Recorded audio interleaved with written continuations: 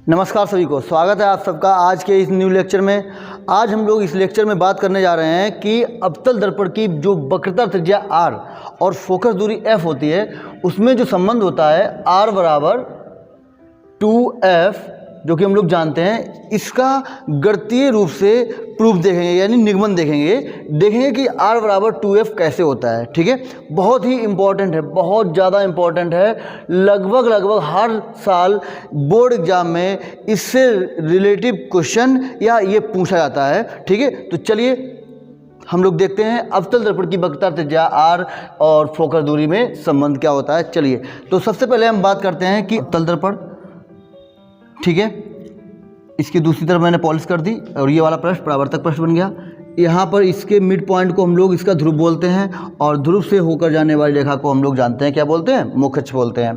तो मुख्य अक्ष पर ही यहाँ पर कहीं इसका वक्रता केंद्र होगा, जिसके हम लोग C से प्रदर्शित करते हैं, और वक्रता केंद्र और ध्रुव के बीच एक पॉइंट होता है जिसका वहाँ पर क्या होता है, दर्पण का फोकस होता है, उसे हम लोग फोकस कहते हैं। ठीक है, मैं क्या कर रहा हूँ, एक प्रकाश किरण को इस पर घेर रहा हूँ, यानी कि ये प्रकाश की किरण मान लो बिंदु A से चली और यहाँ पर इस दर्पण के मान लो यहाँ पर टकराई, इस बिंदु को मैंने बोल दिया M पर टकराई। ठीक है, तो ये आप देख रहे हो प्रकाश किरण मुख्य अक्ष के समांतर है। अगर मुख्य अक्ष के समांतर प्रकाश की किरण चल रही है तो हम लोग जानते हैं दर्पण से परावर्तन के पश्चात कहाँ से होकर जाती है, फोकस से होकर जाती है। तो फोकस से होकर ये इस प्रकार कुछ निकल जाएगी प्रकाश की किरण परावर्तित होने के बाद। ठीक है, अच्छा, एक काम कर रहा हूँ मैं यहाँ पर प्रकाश किरण को यानी कि वक्रता केंद्र से चला रहा हूँ। तो वक्रता केंद्र से जो प्रकाश की किरण चलती है वो आप जानते हो कि टकराने के बाद वापस उसी मार्ग में लौट आती। तो ये प्रकाश की किरण कुछ इस प्रकार से चली और टकराने के बाद वापस उसी मार्ग में ऐसे लौट आएगी, आप लोग जानते हैं। और साथ ही साथ अगर आप देखें ध्यान से,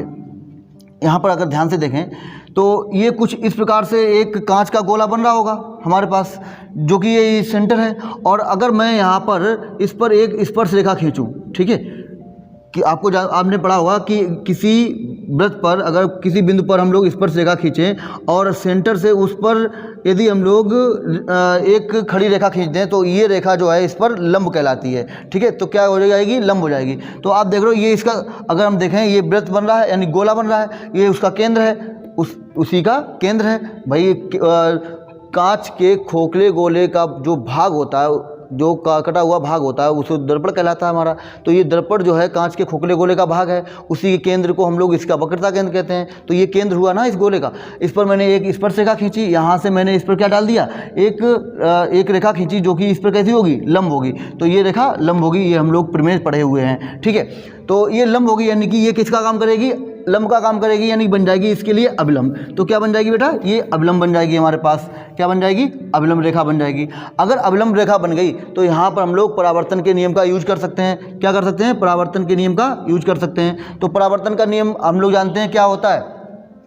परावर्तन के नियम से अगर हम लोग बात करें, परावर्तन के नियम से, तो परावर्तन का नियम हम लोगों ने पहला नियम पढ़ा था कि कोण I जो है वो कोण R के बराबर होता है, यानी कि आपतन कोण परावर्तन कोण के बराबर होता है। तो आप देखो यहाँ पर ये आपतित किरण है, आपतित किरण है ना, पृष्ठ की ओर जा रही है, आपतित किरण है, टकराकर वापस लौटी है, ये वाली किरण परावर्तित किरण है और ये अभिलंब है। तो आपतित किरण और अभिलंब के बीच के कोण को ही तो हम लोग आपतन कोण बोलते हैं, जिसे हम लोग I से प्रदर्शित करते हैं। और ये जो अभिलंब है और ये परावर्तित किरण है, इसके बीच जो कोण होता है उसे हम लोग परावर्तन कोण बोलते हैं, जो कि हम लोग R से प्रदर्शित करते हैं। इतनी बात तो आप लोगों को समझ में आ रही होगी। तो परावर्तन के नियम से कोण I बराबर कोण R होता है। ठीक है, अच्छा चलो ठीक है।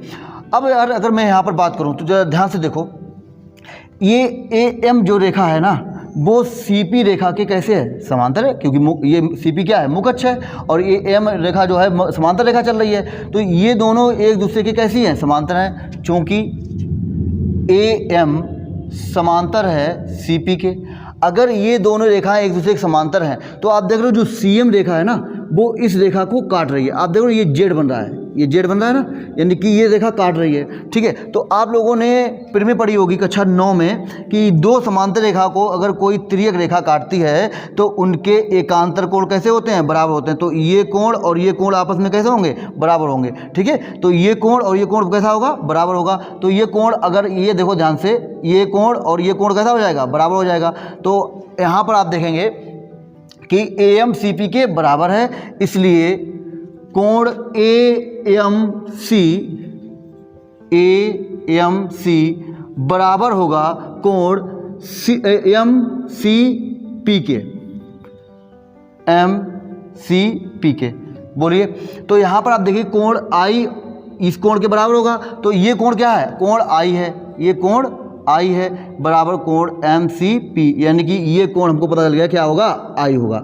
बात इतनी आपको समझ में आ रही होगी। अच्छा, परावर्तन के नियम से हम लोग देखे हैं, परावर्तन के नियम से आपको पता है कोण I कोण R के बराबर होगा, है ना? कोण I कोण R के बराबर होगा। तो यहाँ पर अगर ये देखो, ये कोण I है तो ये कोण R अब परावर्तन के नियम से कैसे होंगे? बराबर होंगे। तो अगर मैं बात करूँ त्रिभुज C, ठीक है, CMF में, इसलिए त्रिभुज CMF में परावर्तन के नियम के अनुसार कोण I कोण R के बराबर है, तो कोण, ये कोण और ये कोण आपस में कैसे हो गए? बराबर हो गए। अगर किसी त्रिभुज में दो कोण आपस में बराबर हैं, यानी सम्मुख कोण आपस में बराबर हैं, तो सम्मुख भुजाएं भी आपस में कैसी होती हैं? बराबर होती हैं। ये आप लोगों ने प्रीलिम में पढ़ी होगी कि यदि किसी त्रिभुज में सम्मुख कोण आपस में बराबर हैं तो उनकी सम्मुख भुजाएं भी आपस में बराबर होती हैं। क्योंकि त्रिभुज CMF में कोण I बराबर कोण R, इसलिए CF बराबर कोण बराबर भुजा, यानी कि FM।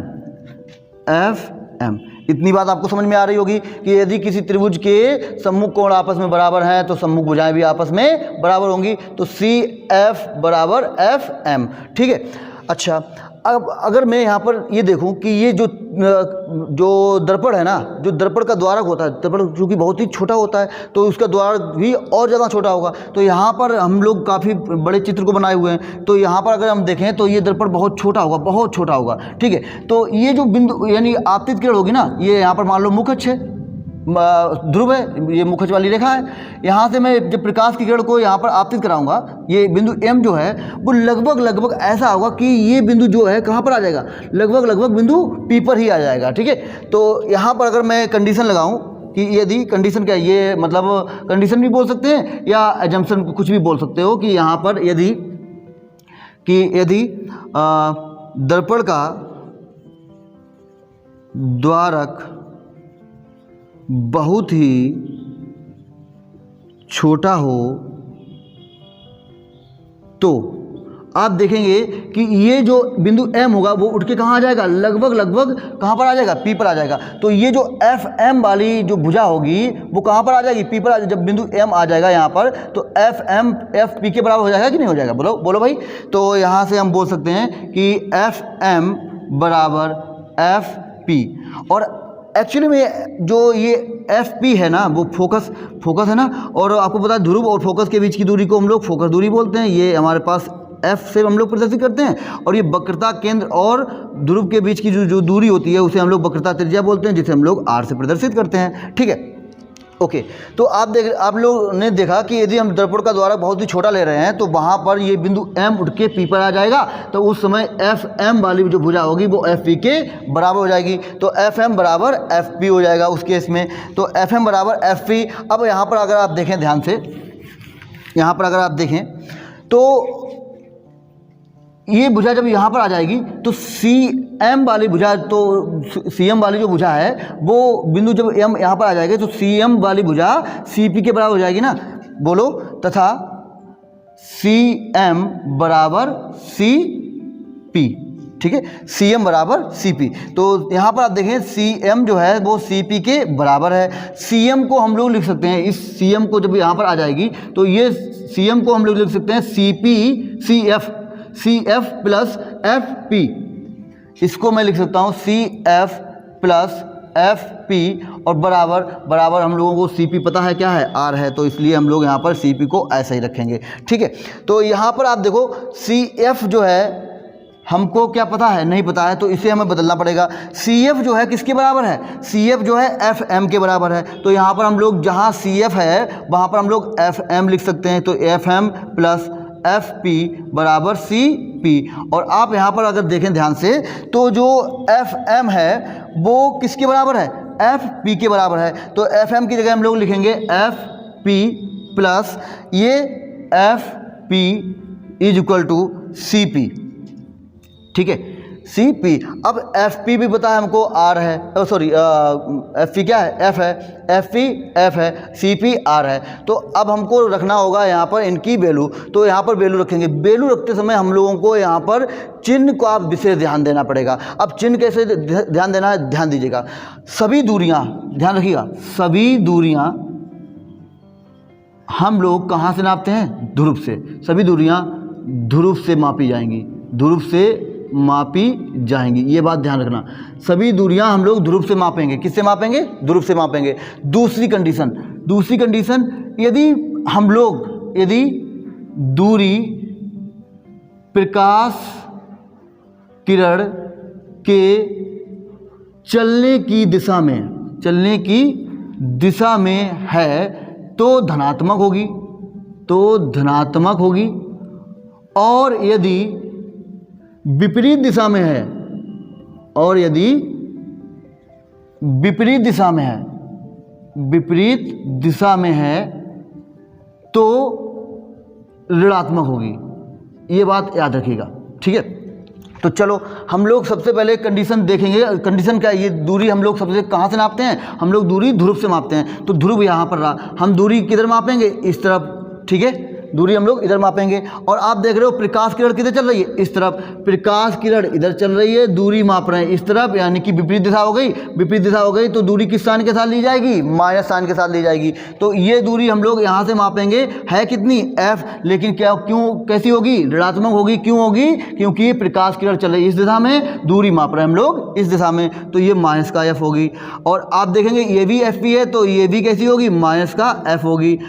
सी पी क्या है, सी पी ये है, तो ये दूरी हम लोग यहाँ से इधर मापेंगे। प्रकाश किरण इधर चल रही है, दूरी माप रहे हैं हम इधर, प्रकाश किरण इधर, दूरी इधर। तो आप देखेंगे ये क्या है, आर है, तो ये किस साइन के साथ होगी, निगेटिव होगी। वेरी गुड, ये भी निगेटिव होगी। तो माइनस एफ, ये प्लस माइनस एफ बन जाएगा, माइनस का आर, माइनस इनका हम लोग गुणा कर देंगे तो ये प्लस का एफ बन जाएगा, ये भी प्लस का एफ बन जाएगा, और ये प्लस का आर हो जाएगा। तो एफ और एफ 2f हो जाएगा बराबर आर। तो यही रिलेशन आप लोगों ने पढ़ा है, आर बराबर 2f, ठीक है। उम्मीद करते हैं आप लोगों को बहुत ही अच्छे से क्लियर हो गया होगा। हर एक चीज़ को अच्छे से वेल डिफाइंड किया गया है, अच्छे से डिस्क्राइब कर दिया मैंने, कोई भी प्रॉब्लम नहीं होनी चाहिए। उम्मीद करते हैं आप लोगों को अच्छे से क्लियर हो गया होगा, ठीक है। तो नेक्स्ट वीडियो में हम लोग बात करेंगे कि उत्तल दर्पण की वक्रता त्रिज्या r और फोकस दूरी f में क्या संबंध होता है। यही संबंध होता है f r बराबर 2f, ठीक है। तो उसको हम लोग देखेंगे। Okay, thank you.